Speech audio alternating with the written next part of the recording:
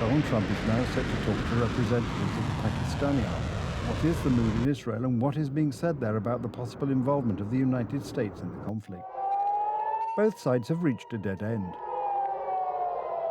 Israel is beginning to have problems defending itself against ballistic missiles. Iran has access to launchers that are being gradually destroyed by the Israeli Air Force. This could be a turning point. Tehran was supposed to contact Washington and ask for negotiations. According to unofficial information, an Iranian government plane flew to Amman this afternoon, where talks between the delegations were taking place. Iran's got a lot of trouble, and they want to negotiate.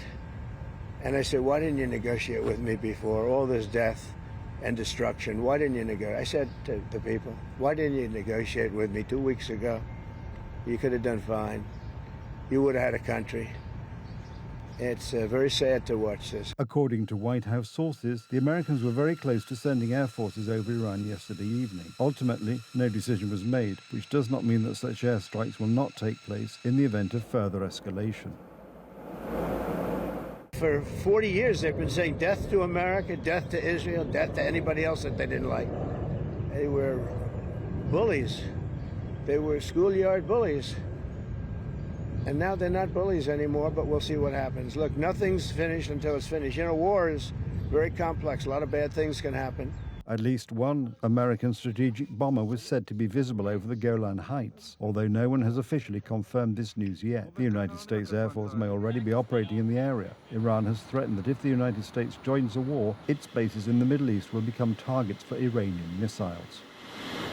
Any American intervention would be a recipe for an all-out war in the region with very, very bad consequences for the whole international community. Iran's spiritual leader went much further in his threats, responding directly to Donald Trump's firm demand yesterday for Iran's immediate surrender. The Ayatollah has a direct influence on the Iranian government's policy, and today he is also trying to save the image of the regime itself.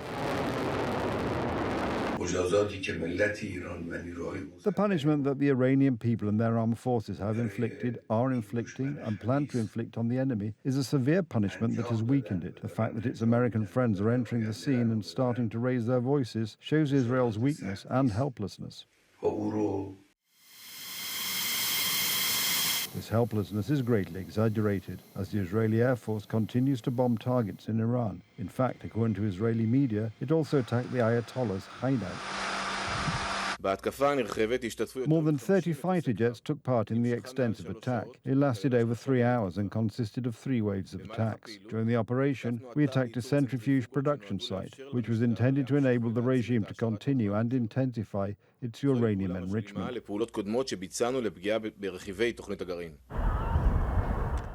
On the other hand, Israel does have a problem and one rather serious weakness: its ability to repel Iranian ballistic missile attacks. Supplies have shrunk significantly, so there are 2 options left: either a ceasefire and negotiations, or help from the Americans, whose open involvement in this conflict could significantly affect the geopolitical situation, and not only in the Middle East.